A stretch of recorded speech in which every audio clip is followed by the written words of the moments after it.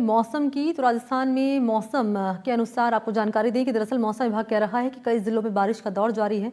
पश्चिमी विक्षोभ के एक्टिव होने से सर्दी और ज़्यादा बढ़ चुकी है। कई जिलों में ओले भी गिरे हैं और कोहरे और ठंड का असर जनजीवन पर स्पष्ट तौर पर नजर आ रहा है। लोग अपने घरों में दुबके हुए हैं, जबकि सड़कों पर कोहरे के चलते वाहनों की रफ्तार पर ब्रेक लग गया है। बदलते मौसम को देखते हुए मौसम विभाग केंद्र जयपुर ने प्रदेश के 28 जिलों में अलर्ट जारी किया है। 9 जिलों में ऑरेंज है और 19 जिलों में येलो अलर्ट जारी किया है। और ये 4 तस्वीरें भी आपके सामने अलग अलग शहरों की रख रहे हैं। आप देख पा रहे हैं हनुमानगढ़ में, झुंझुनू में, भरतपुर में और चूरू में सर्दी का प्रकोप जारी है। लोग अलाव तापकर सर्दी से बचने का जतन कर रहे हैं और क्योंकि विजिबिलिटी काफ़ी कम है कोहरे के चलते लोग अपने घरों में दुबके हुए हैं और वाहनों की रफ्तार पर भी ब्रेक लग गया है।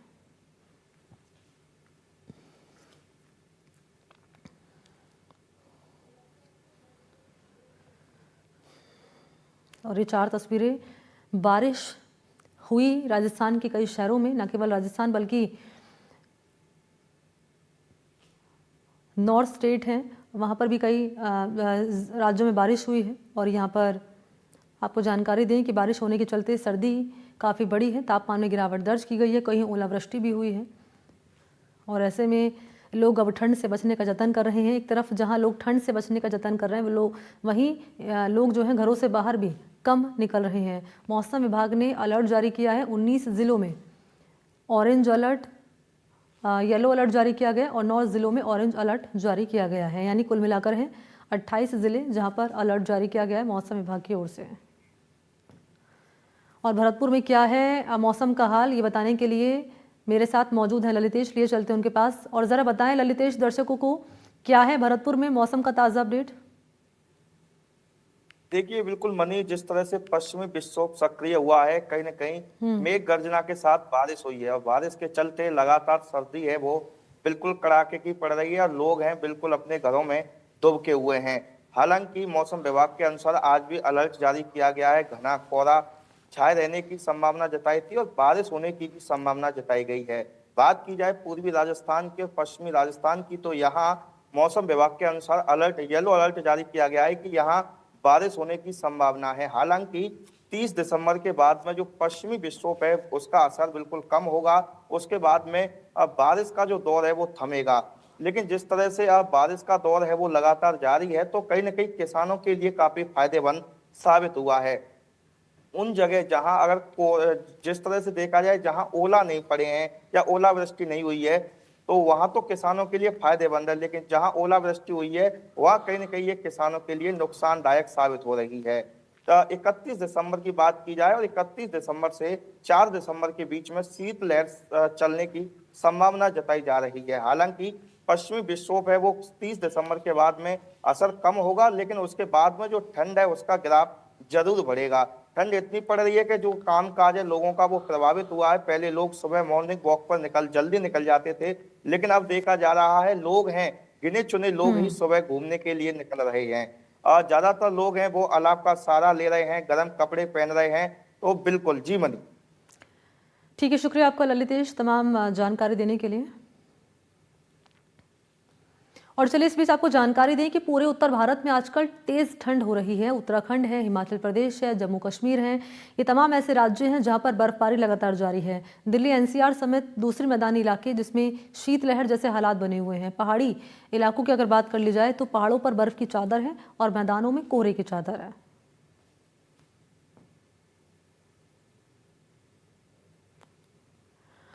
तो हम तस्वीरें भी आपके सामने रख रहे हैं। स्नोफॉल हो रहा है और स्नोफॉल के चलते हो ये रहा है कि जो बाकी राज्य हैं वहाँ पर ठंड का असर देखा जा रहा है। उत्तराखंड, हिमाचल प्रदेश, जम्मू कश्मीर में लगातार भारी स्नोफॉल हो रहा है और दिल्ली एनसीआर समेत कई ऐसे इलाके हैं मैदानी जहाँ पर शीतलहर जैसे हालात बने हुए हैं। तो यानी कि पहाड़ों पर आप देख पा रहे बर्फ़ की चादर है और मैदानी इलाके हैं यानी मैदानों में है कोहरे की चादर।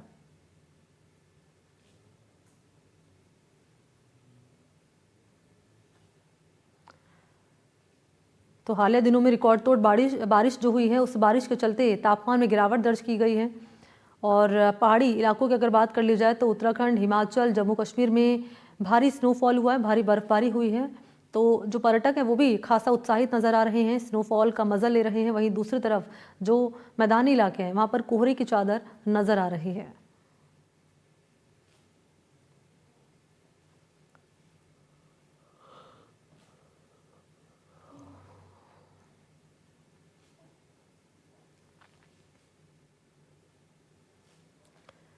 तो बर्फबारी, बारिश और कहीं ओले गिरे हैं तो कहीं बर्फबारी हुई है और बर्फबारी का जो टूरिस्ट हैं वो आनंद उठाते हुए नजर आ रहे हैं। ये जो पहली तस्वीर आपके सामने रख रहे हैं ये जम्मू कश्मीर की तस्वीर है जहाँ पर भारी बर्फबारी हो रही है। और तस्वीर दूसरी आपके सामने रख रहे हैं, ये भी यहाँ पर भी आप देखेंगे भारी बर्फबारी हो रही है।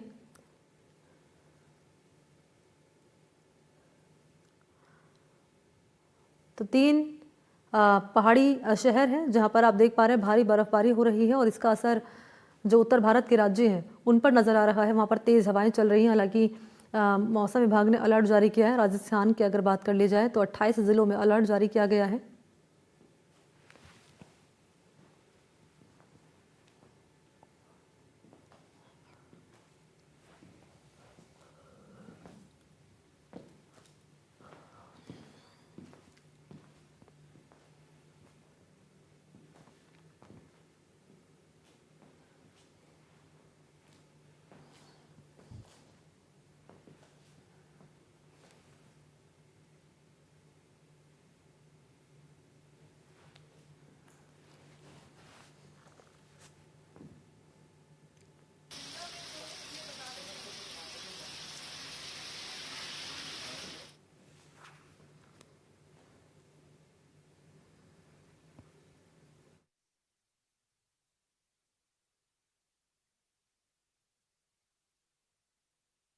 पूरे उत्तर भारत में कड़ाके की ठंड पड़ रही है। मौसम विभाग के अनुसार यह अनुमान लगाया गया है कि अगले 2 दिनों में तापमान जो है वो 3 से 5 डिग्री तक गिर सकता है। पहाड़ी इलाकों में लगातार हो रही बर्फबारी, बात करें अगर उत्तराखंड, हिमाचल, जम्मू कश्मीर, तो इन इलाकों में लगातार जो बर्फबारी हो रही है इसका असर जो है पूरे उत्तर भारत में देखने को मिल रहा है। और उत्तर भारत में जो है अब शीतलहर का भी अलर्ट है मौसम विभाग द्वारा अगले 2 दिनों के लिए।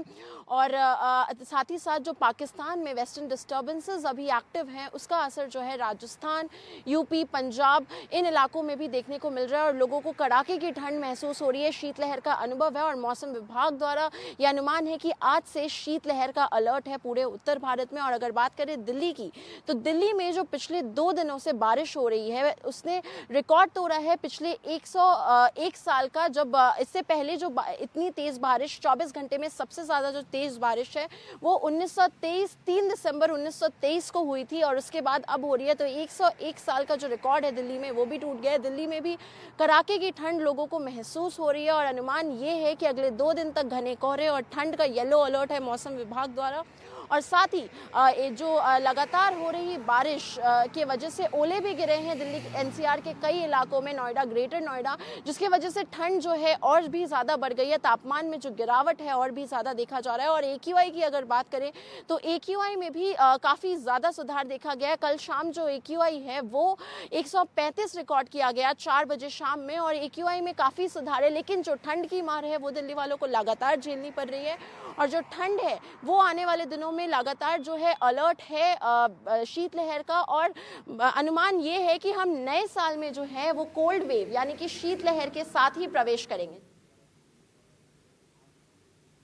और जम्मू कश्मीर की अगर बात कर ली जाए तो यहाँ पर भी भारी बर्फबारी हो रही है। जानकारी दे रहे हैं सहयोगी नज़ीर मसूदी।